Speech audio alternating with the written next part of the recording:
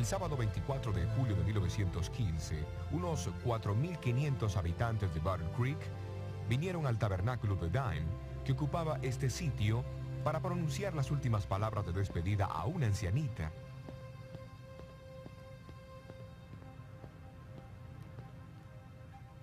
¿Qué convirtió a Elena White en una persona tan especial? He aquí el formulario de información biográfica que completó en marzo de 1909. En ese entonces tenía 81 años de edad y se describió a sí misma como teniendo 5 pies y 2 pulgadas o 158 centímetros de altura, 140 libras o 63 kilos y medio de peso, con tez más bien oscura, cabello gris y ojos grises. Registra su lugar de nacimiento en Gorham, Maine, el 26 de noviembre de 1827, y la fecha de conversión como más o menos en marzo de 1840. A fines de agosto de 1846, a los 18 años, se casó con Jaime White. Más tarde tuvieron 4 hijos. Enrique Nicolás, en agosto de 1847, Jaime Edson, 2 años más tarde, Guillermo Clarence, en agosto de 1854, y Juan Heriberto, en septiembre de 1860. Aunque esta información es interesante, no nos da ninguna idea de cómo se relacionaba con otros o de cómo enfrentaba las frustraciones y las decepciones de su vida.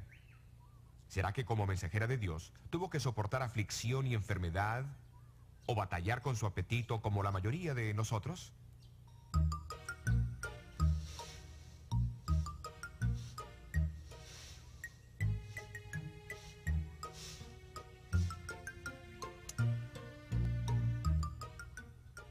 De la misma manera, este registro no nos cuenta de su amor por los animales y las flores, en especial los pensamientos, o cuánto gozaba ir a las subastas o comer tomates.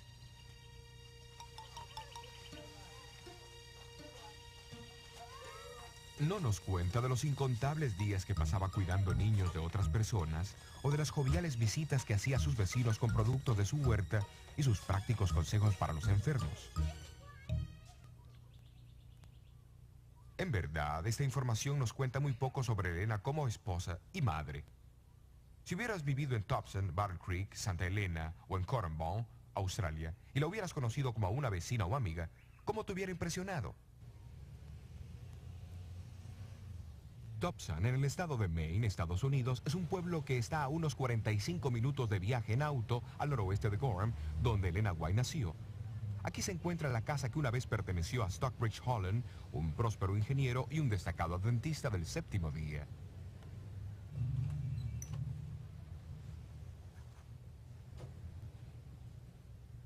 En octubre de 1847, los Holland ofrecieron a Jaime y Elena White, también a su pequeño hijito de solo 2 meses, Enrique, una parte de su casa en el segundo piso.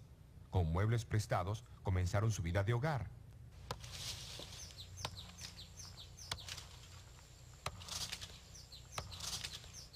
Aunque eran pobres, decidieron independizarse. Jaime White transportaba piedras en el ferrocarril y cortaba leña en el bosque, por lo que ganaba la enorme suma de 50 centavos al día. A pesar de la pobreza y del trabajo duro, la joven madre pudo escribir: Los sufrimientos y las pruebas nos acercan a Jesús. En visión le fue mostrado que Dios los había estado probando para su bien, preparándolos para trabajar para otros, impidiéndoles establecerse muy cómodamente. Convencido de su deber de trabajar por la salvación de otros y sabiendo los rigores de los viajes de los 1840, los White se vieron forzados a tomar una decisión difícil. Elena escribió: Sola ante el Señor, con el sentimiento más doloroso y muchas lágrimas, hice el sacrificio y di mi único hijo a otros para que tuviese el cuidado y el cariño de una madre. Así dejaron al pequeño Enrique bajo el amoroso cuidado de los Hollands. Las frecuentes visitas ayudaban a mantener la unión entre los padres y su primer hijo varón. Y cuán felices se sintieron cuando pudieron llevarlo de regreso a su casa 5 años más tarde, como un niño bien entrenado en la oración. Por coincidencia, 10 años más tarde, en diciembre de 1863, ese Enrique, ahora con 16 años de edad, contrajo pulmonía en una visita a los Hollands. Sintiendo que no iba a sobrevivir, le hizo prometer a su madre que lo llevara al Battle Creek, y lo enterraran al lado de su hermanito Juan Heriberto, que había fallecido 3 años antes a los 3 meses de edad, cuando dijo: así resucitaremos juntos en la mañana de la resurrección. Cuando nuestro noble Enrique falleció y nuestro dulce cantante fue llevado a la tumba, su canto juvenil se apagó y nuestra casa quedó desolada. Pero Dios nos confortó en nuestras aflicciones y con fe y valor seguimos adelante, con la firme esperanza de encontrarnos con los niños que nos fueron arrebatados por la muerte en aquel mundo donde la enfermedad y la muerte no serán más. En 1856, los White se mudaron a esta casita de 2 pisos en la calle Wood, Battle Creek. Fue la primera casa de su propiedad. El edificio original tenía 6 cuartos, antes que se le añadiesen 2 cuartos más.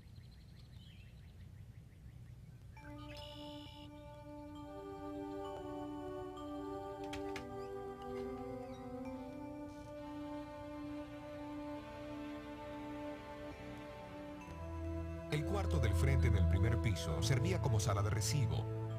Hoy es un museo, pero entonces servía como un lugar para el culto matutino y vespertino de la familia. En 1859, Elena White comenzó a escribir un diario que provee muchos detalles de la vida de los White aquí en la casa de la calle Wood. Menciona el estar cosiendo pantalones y un saco para su hijo Edson, de 9 años. El 6 de marzo registra que Elena estaba haciendo un vestido. Después de cortar la tela y comenzar a coser, algo salió mal y lo tuvo que desarmar todo y comenzar de vuelta.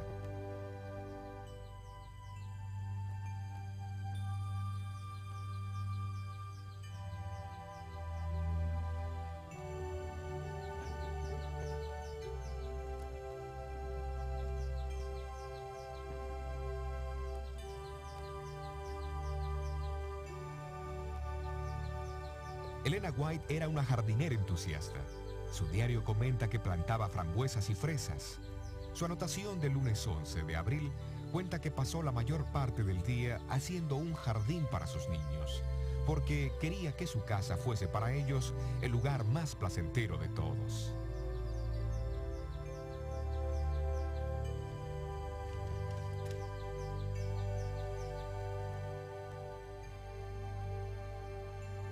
El hogar de los White estaba siempre abierto a las visitas y a veces a la familia le parecía que operaba un hotel gratis.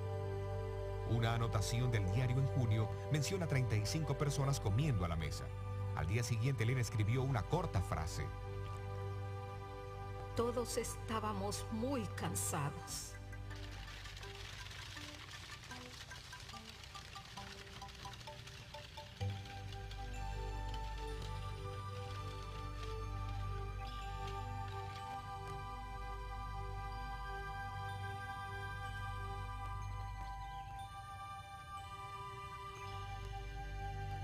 El viaje a las distintas iglesias demandaba gran parte de su tiempo. Durante los viajes largos, Elena no se olvidaba de sus niños y se mantenía en contacto con ellos por medio de frecuentes cartas.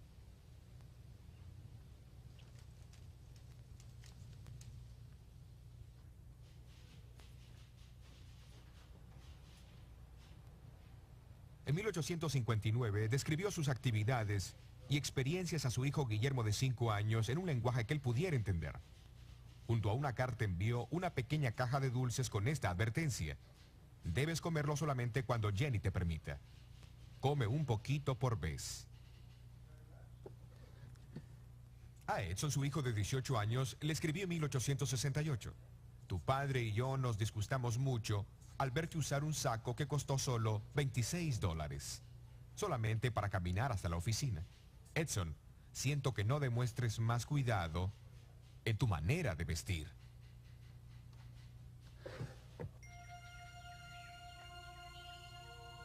Cuando no viajaba cada mañana, dedicaba algunas horas para escribir.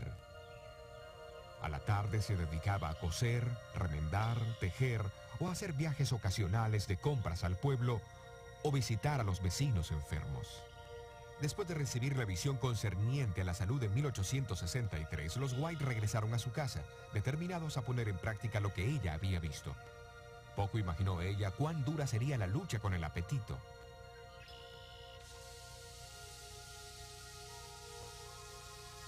Hasta ese momento, la carne había sido el principal ingrediente en su dieta. Le agradaba comerla y no le gustaban las comidas simples ni las no refinadas. Aún más, creía que necesitaba la carne para tener fuerzas, puesto que su salud era débil y a menudo se desmayaba varias veces a la semana. Sin embargo, en la visión vio las ventajas de una dieta simple, libre de alimentos estimulantes.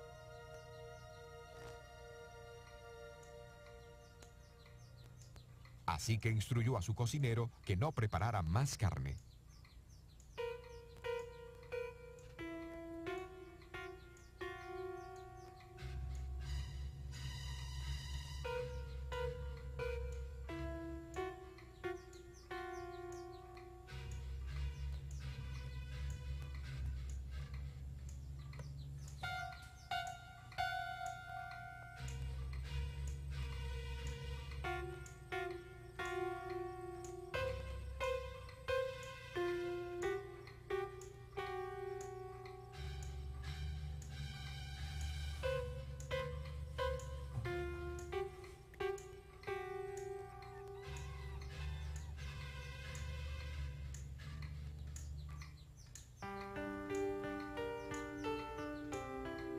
¿Comeré alimentos sencillos o no comeré nada?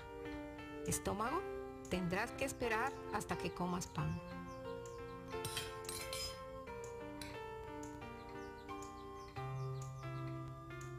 El éxito en esta lucha le trajo beneficios inmediatos.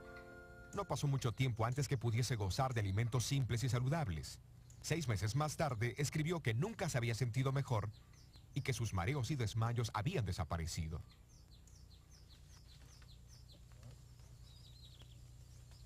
En 1867, los White se mudaron a Greenville, al norte de Michigan. Por 2 años, Jaime había padecido de tensión, mucho trabajo y los efectos de una embolia cerebral. Su enfermedad impulsó a su propia esposa a tomar algunas extrañas medidas para tratar de ayudarlo a recuperar su salud. Aunque los médicos del Instituto de Hidroterapia de Danesville habían advertido a Jaime que la actividad física lo llevaría a otra embolia cerebral, su esposa había visto en visión que sin actividad física y mental no podría recuperarse. En el verano de 1867, Elena vio una oportunidad para envolver a su esposo en el ejercicio físico. Cuando Elena se estaba secando en los campos, visitó a sus vecinos y los persuadió a decir que estaban muy ocupados con su propia cosecha para ayudar a su esposo cuando éste les pedía ayuda. De mala gana, ellos aceptaron cooperar. De acuerdo al plan, cuando Jaime White solicitó ayuda, se sintió frustrado con la respuesta. Sin embargo, su esposa dijo: mostremos a los vecinos que nosotros podemos trabajar. Cuando lo hicieron, la gente del área se sorprendió al ver a la señora que hacía poco había estado conduciendo reuniones públicas, poniendo heno en la carreta, pisándolo y formando las parvas mientras trabajaba con su esposo y su hijo Guillermo. Pero lo más importante fue que su novedosa estrategia ayudó a restaurar la salud y el vigor de su esposo. Debido al primitivo estado de la fotografía de aquel tiempo, no hay ninguna fotografía de Elena White sonriendo, aunque un artista dibujó este cuadro basado en una antigua foto. En verdad, la señora White era todo menos malhumorada. Era conocida por disfrutar de una grata risotada en una divertida situación o de una conversación amena.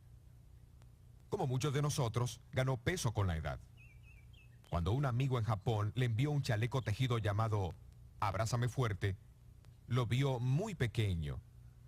Escribió expresando su gratitud por el obsequio y añadió: pero la hermana White es más gruesa de lo que algunos creen. Jaime y Elena White vivieron en Battle Creek la mayor parte del tiempo hasta 1881. Su vida matrimonial era feliz y compartían una relación tierna a pesar de sus fuertes personalidades y de algunas diferencias de opinión. Porque como los profetas bíblicos, Elena White tenía sus fallas. En 1876 tuvo ocasión de escribirle a su esposo: no estoy libre de fallas y errores en mi vida. Si hubiese seguido a mi Salvador más de cerca, no tendría que lamentar tanto mi desemejanza con su imagen. Repito, perdóname cualquier palabra o hecho que te haya entristecido.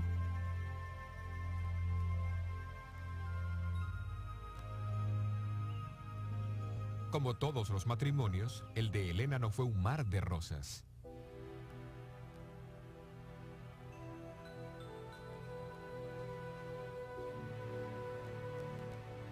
Cuando Jaime falleció prematuramente en Battle Creek en 1881 a los 60 años de edad, Elena White sintió la pérdida profundamente.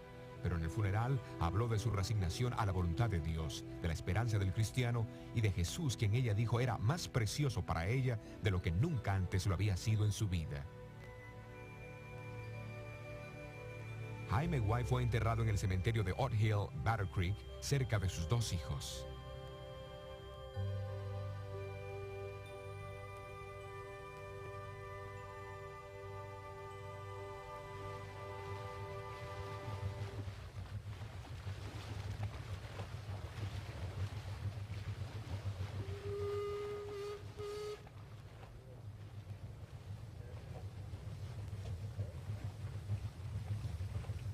Diez años más tarde, en 1891, Elena White se embarcó hacia Australia. Desafortunadamente, cayó enferma con fiebre palúdica y reumatismo inflamatorio. Durante los próximos 11 meses experimentó el más terrible sufrimiento de toda su vida y casi llegó a convertirse en una inválida. Aún así, al siguiente año fue capaz de escribir: Estos meses de sufrimiento han sido los más felices de mi vida, gracias a la compañía de mi Salvador. Estoy tan agradecida por haber tenido esta experiencia, porque me siento más cerca de mi precioso Señor. A través de la enfermedad, su amor y su tierna compasión fueron mi alivio y mi consuelo. Una de las razones para su viaje a Australia era el ayudar en la preparación de una escuela. En 1894 inspeccionó una propiedad de 140 acres en Currambone, Nueva Gales del Sur, y sintió la impresión de que la escuela debía estar ubicada en ese sitio. Posteriormente se compró la tierra y se limpió una porción de los enormes eucaliptos que la ocupaban. En una visión, un ángel le dijo a Elena White que aunque la tierra parecía ser pobre, si se la trabajaba bien, produciría en abundancia. Como para expresar su fe, compró 40 acres de esa propiedad y comenzó a planear su propia casa y un huerto de frutales. En apenas 2 acres, plantó más de 500 árboles frutales de más de 12 variedades diferentes, usando un método que el ángel le había explicado. Se dice que si Elena White escuchaba de algún árbol frutal, vegetal o flor que no crecía en el área, ella lo plantaba porque creía que se había presentado informes erróneos de esa tierra. A pesar de los adversos informes de agricultura, después de 18 meses de sembrar, pudo describir por carta los frutos de sus duraznos a una amiga de Sudáfrica. Estos son los más hermosos en apariencia. Nunca he visto unos más grandes. 2 de ellos pesaban 1 libra. Estamos viendo el cumplimiento exacto de la luz que el Señor me ha dado, que si se trabaja bien la tierra, dará sus tesoros.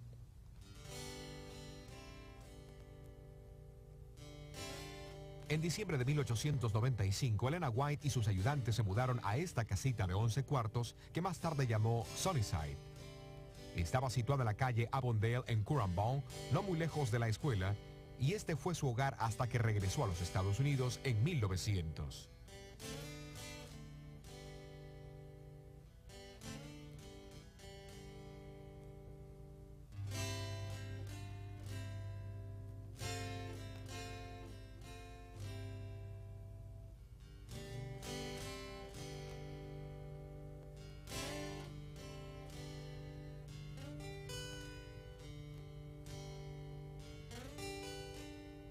Fue aquí que recibió muchos sueños proféticos que ayudaron a guiar a la Iglesia Adventista del Séptimo Día, no solo en Australia, sino también en América y otros países.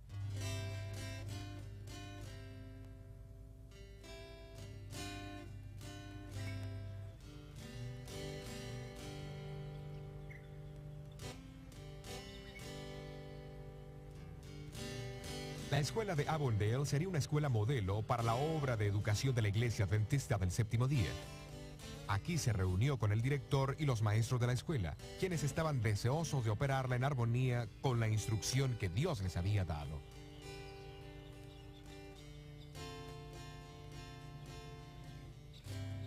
Aquí en Sunnyside, en 1898, completó su libro sobre la vida de Cristo, el deseado de todas las gentes. También cuidó aquí de sus nietos, así como de otros niños que necesitaban un hogar.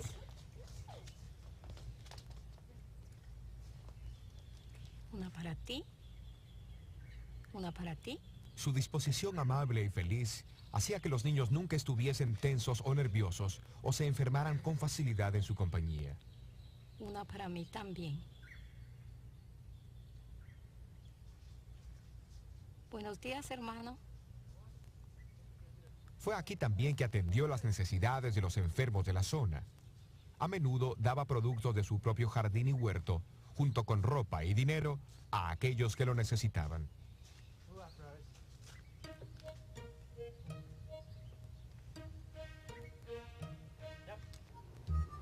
En una ocasión, un grupo de pescadores locales, agradecidos por su ayuda, enviaron una canasta de pescados a la escuela de Avondale. La cocinera, que estaba acostumbrada a servir alimentos vegetarianos, preguntó si debía tirarlos. Elena White respondió: «De ninguna manera. ¿Acaso no hay personas en la comunidad que estarían agradecidos por ellos? Envíales los pescados como un gesto de atención». Luego escribió una carta a los pescadores, agradeciéndoles su amabilidad y expresando su aprecio por su atención. Antes de salir de Sunnyside y de Australia a fines de agosto de 1900, la iglesia de Currumbine le regaló un hermoso álbum aterciopelado de autógrafos. Los mensajes escritos a mano venían de iglesias e individuos, expresando su aprecio, amistad y cariño. También incluía fotos de las iglesias, retratos de amigos y escenas de su casa, Sunnyside. Hasta una página fue reservada para su perro guardián, Tiglath Pileser.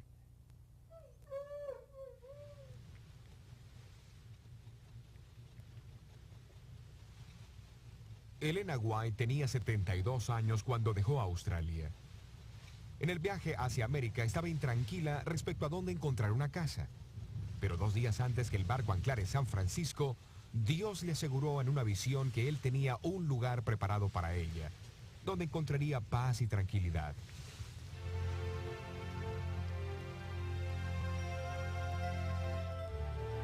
Una semana después de llegar, fue dirigida a esta casa amueblada de 7 cuartos. Estaba al pie de la colina donde está el sanatorio de Santa Elena, en California. Para su deleite, vio que podía comprarla con menos de lo que había recibido de la venta de Sunnyside. La residencia recibió el nombre de Elms Haven y sería su hogar durante los últimos 15 años de su vida.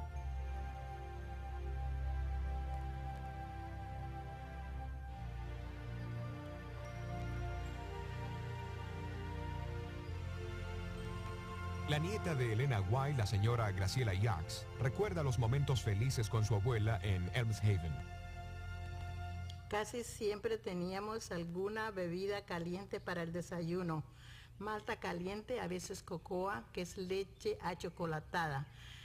Tomábamos mucha leche, un cereal caliente, bien cocido, servido con crema y fruta fresca. Si no era verano, cuando podíamos comer fruta fresca, casi siempre había compota. Pero generalmente, de ser posible, teníamos frutas frescas del jardín. Había un huerto con melocotones, manzanas, peras y hasta níspolas.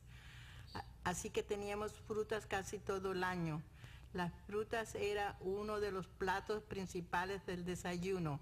De vez en cuando comíamos un huevo en el desayuno, pues Elena White nunca dejó la leche y los huevos. Ella necesitaba los huevos y la leche como proteína. Hacíamos requesón. Ella no podía comer legumbres secas, hasta era alérgica a las lentejas. Y mi madre preparaba un asado delicioso de lentejas con aceitunas, pero la abuela no podía comerlo. Solo podía mirarnos mientras lo disfrutábamos.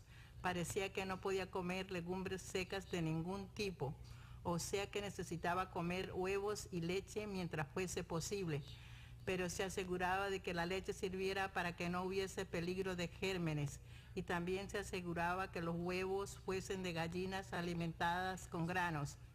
Todos estaban felices, nunca ocurría algo desagradable en la mesa y a menudo pasaban cosas extrañas en la mesa. extrañas para algunos y no para otros. Recuerdo un señor con su esposa. Ella estaba encinta y quería un poco de pan blanco y su esposo no se lo dejaba tocar. Tenía que ser pan integral, que era bueno, pero ella quería pan blanco. Él le decía, no, no debes comer pan blanco. Bueno, ellos estaban sentados aquí a la mesa y Elena White miró a su alrededor después de la oración y vio a la señora. Esta estaba mirando el pan en la mesa. Solo había pan integral y Elena dijo, señora fulana de tal, ¿le gustaría un poco de pan blanco? Y eso era justamente lo que ella estaba esperando. Su esposo interrumpió, no, no debes. Tú siempre debes comer pan integral para tu nutrición, debes alimentarte bien, pero de vez en cuando es bueno tener algo que a uno le gusta. Elena White parecía entender. Sin preguntar nada, añadió, permítame buscarle pan blanco, y así lo hizo. Me imagino que su esposo se debe haber incomodado, no lo sé. Ella no era intransigente, ¿cómo puedo decir? Ella no quería que nosotros tomáramos sus escritos como una prisión. Sus escritos servían para orientar las diferentes actividades de la vida. Todos la querían. Ella solía subir a su carruaje e ir a los viñedos donde los hombres estaban trabajando. Paraba y conversaba con ellos sobre diferentes tópicos. Y si escuchaba que un nuevo bebé había nacido, no importaba si eran adventistas o no, se subía a su carruaje por la tarde para llevar algún regalo para el bebé. Ella reconocía que algo bueno había ocurrido, o sea, a ellos, a la gente, y ella disfrutaba también. Elena era una persona muy extrovertida.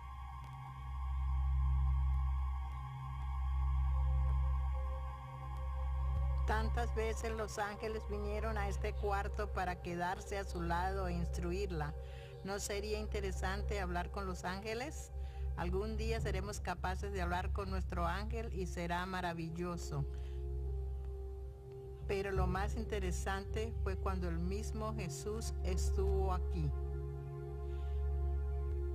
Y no puedo olvidarlo. Cuán interesado estaba él en la pequeña señora que trataba de llevar a cabo la instrucción que se le había dado y escribía y escribía.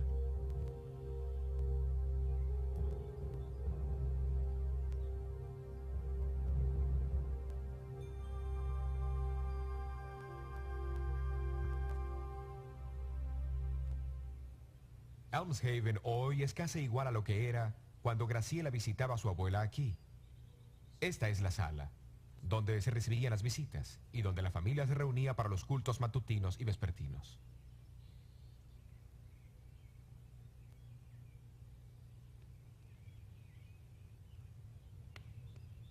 A Elena le encantaba especialmente esta chimenea con sus azulejos pardos representando la leyenda del rey Arturo y sus caballeros.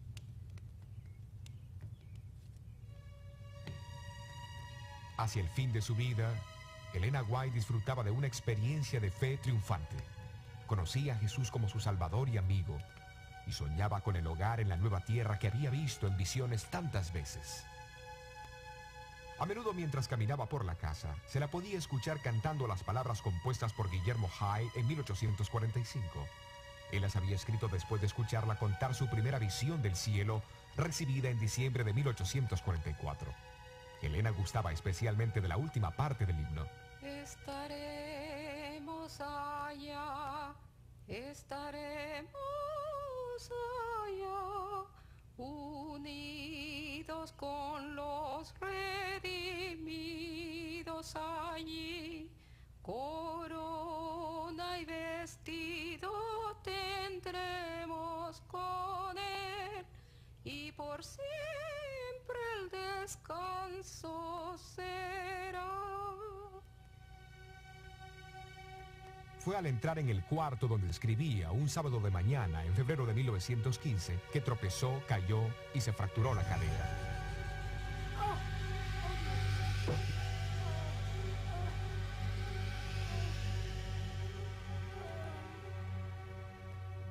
Y cuando nos dimos cuenta que no viviría mucho más, mandaron llamar a mi hermana Mabel, que era la preceptora de las niñas de Loma Linda, para que viniese para estar aquí en esos momentos.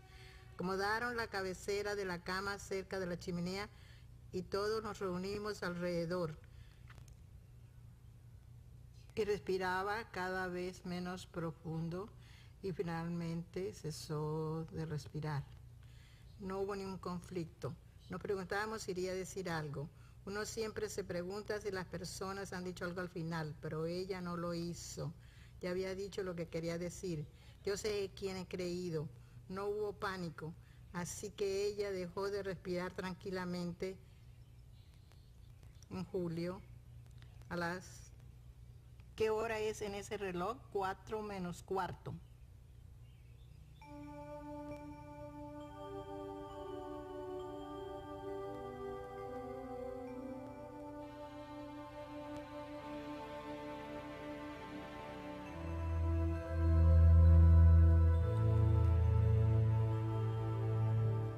Su funeral tuvo lugar conducido el sábado 24 de julio en el tabernáculo de Dime en Battle Creek. Unas 3.500 personas se apertujaron en la iglesia y unas 1.000 más se quedaron en el césped afuera.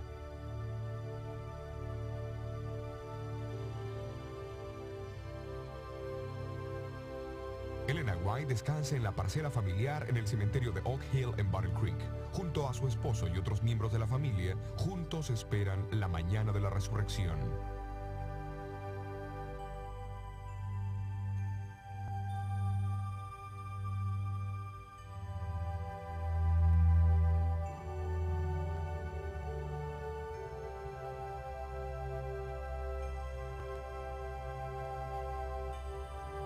Como todos los mensajeros de Dios a través de las edades, Elena White experimentó las alegrías y las tristezas de la vida. Como ellos, no perdió la originalidad de su personalidad, ni fue dotada súbitamente con habilidades que no poseía antes. No fue una santa esculpida como estatua, sino alguien que siempre se vio como una pecadora, salva por la gracia de Dios. Como los profetas que la precedieron, luchaba contra la tentación. Lamentaba cuando su carácter no representaba a Cristo. Poseía a veces una memoria defectuosa. Tenía sus gustos y desagrados y su propia manera de vestirse y atender la casa. Reconocía sus limitaciones de conocimiento y entendimiento, aparte de las revelaciones recibidas del Señor, y lamentaba su inhabilidad para escribir mejor. Pero también fue una esposa, madre y amiga expresiva, cariñosa y generosa, profundamente devota a su Dios y a aquellos que la rodeaban.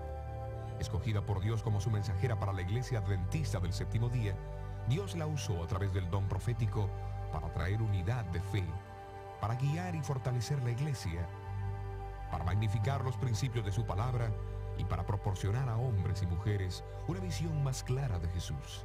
De sus escritos ella declaró: ellos hablarán constantemente y su obra avanzará hasta el final del tiempo.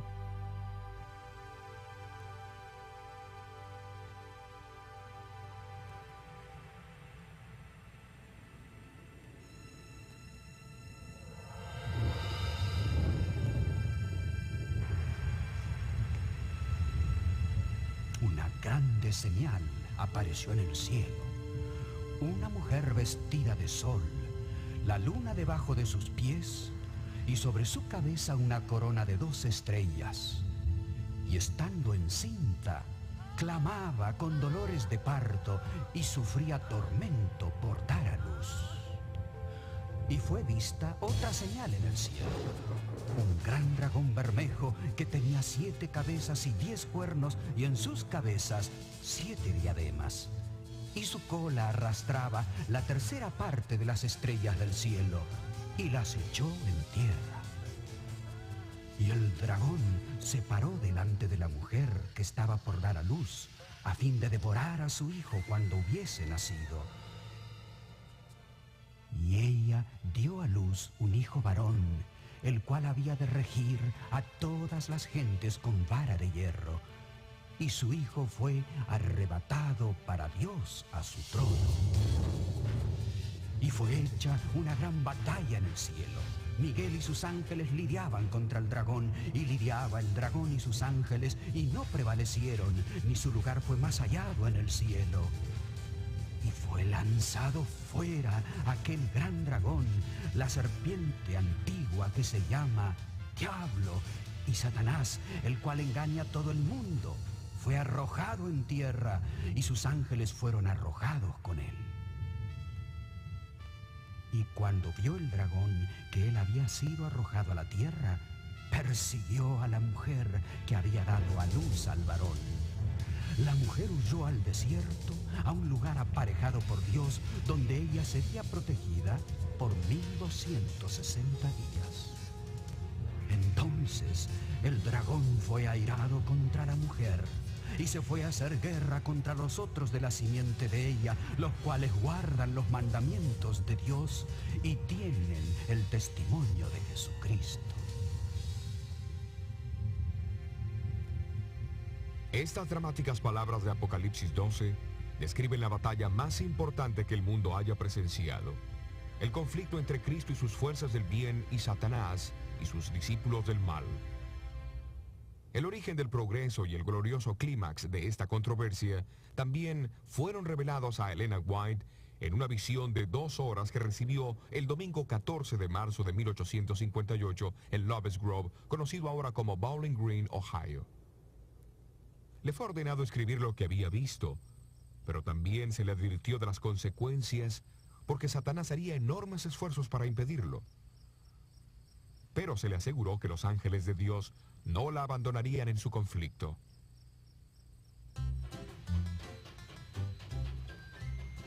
Luego descubrió lo que eso significaba.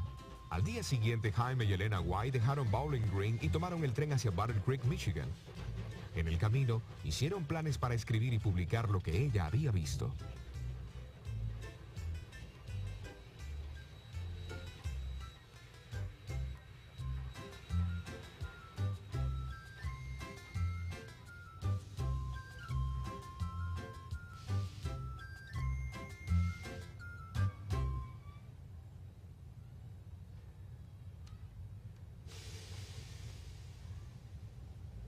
Al llegar a Jackson, en Michigan, bajaron del tren para quedarse con sus amigos Daniel Palmer y su esposa. Los White no habían estado ahí mucho tiempo, cuando Elena comenzó a sentir una extraña sensación fría en su corazón. Después por toda su cabeza y a su lado derecho. Su lengua rehusó articular lo que ella quería decir y parecía agrandada y adormecida. Al caer inconsciente, su esposo y amigos se arrodillaron y comenzaron a orar. Esa noche ella sufrió mucho dolor, pero la mañana siguiente se sentía bastante restablecida como para continuar el viaje hacia su casa en Battle Creek.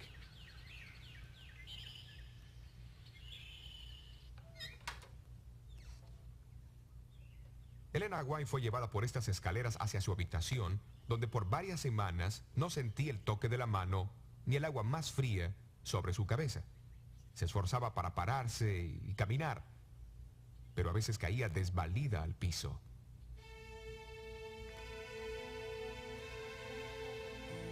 En esta condición comenzó a escribir sobre el gran conflicto. Escribía una página y luego se acostaba agotada por 3 días. Tomaba la pluma y escribía otra página solo para verse obligada a descansar nuevamente. Así siguió por semanas, pero gradualmente se le hizo más fácil y rápido escribir.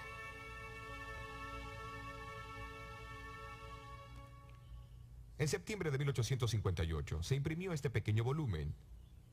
Lleva el título Dones Espirituales Volumen 1. El gran conflicto entre Cristo y sus ángeles y Satanás y sus ángeles. Contiene 41 capítulos, comenzando con la caída de Satanás y concluyendo con la segunda muerte. Durante los 57 años restantes de su vida, Elena White recibió otras visiones sobre la historia del gran conflicto. También estudió los escritos de historiadores que le otorgaron fechas y detalles de menor importancia no presentados en las visiones. Todo esto, juntamente con su conocimiento de la Biblia, la habilitaron para aumentar grandemente su primera narración y a escribir una historia coherente con lo que ella había visto. Al fin, estos 5 volúmenes en la serie del conflicto de los siglos, de 3.600 páginas, expusieron más detalladamente el origen, el progreso y los eventos finales del gran drama de los siglos. En la introducción al libro El Gran Conflicto, Elena White explica por qué le fue revelada la escena del prolongado conflicto entre el bien y el mal y por qué se le instruyó a comunicarla a otros. En el gran conflicto final, Satanás empleará el mismo plan, manifestará el mismo espíritu y obrará con el mismo fin, como en todas las épocas anteriores. Lo que ha sido volverá a ser, con excepción de que el conflicto venidero será marcado con una intensidad terrible que el mundo jamás vio. Los temas de ese conflicto y los hechos finales de la gran controversia de los siglos están descritos en Apocalipsis 13 y 14. El capítulo 13 predice que todos los habitantes de la tierra serán llevados a una decisión final de sumisión y lealtad hacia Cristo o a Satanás. Para prepararnos para esta crisis final, Dios envía un triple mensaje de advertencia descrito en Apocalipsis 14. Este debe ser predicado a toda nación, tribu, lengua y pueblo, pues a cada ser humano se le dará la oportunidad de hacer su decisión final: adorar al Creador o adorar al poder identificado como la bestia, la mayor falsificación de la verdad, y el dragón Satanás, quien le da su poder, su trono y su gran autoridad.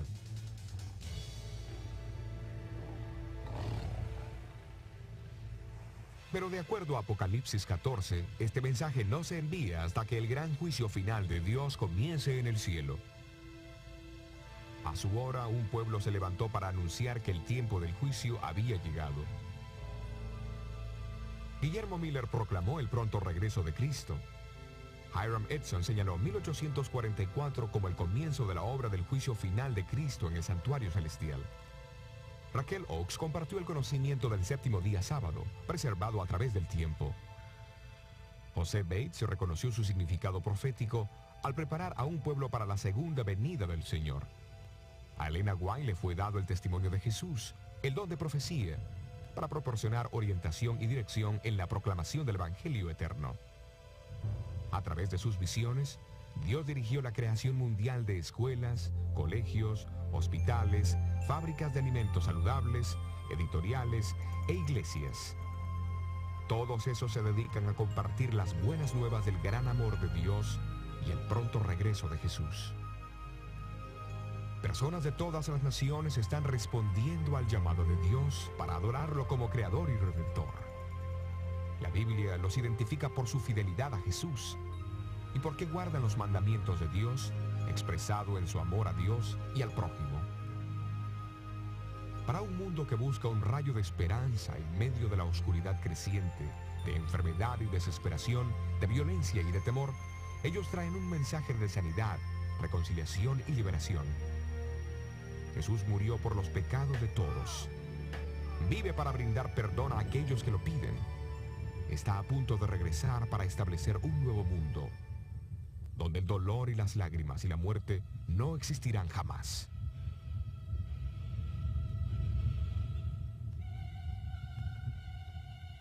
Pronto aparece en el este una pequeña nube negra. Es la nube que envuelve al Salvador. El pueblo de Dios la contempla en silencio solemne mientras va acercándose a la tierra, volviéndose más luminosa y más gloriosa, hasta convertirse en una gran nube blanca. Jesús marcha al frente como un gran conquistador. Entre las oscilaciones de la tierra, las llamaradas de los relámpagos y el furor de los truenos, el Hijo de Dios llama a los santos dormidos. Los justos vivos son transformados, ahora son inmortales y juntamente con los santos resucitados son arrebatados para recibir a Cristo su Señor en el aire. Con cantos de alegría suben juntos a la ciudad de Dios. El gran conflicto ha terminado, ya no hay más pecado ni pecadores. todo el universo está purificado. Desde el átomo más imperceptible hasta el mundo más vasto, todas las cosas animadas e inanimadas declaran en su belleza sin mácula y en júbilo perfecto que Dios es amor.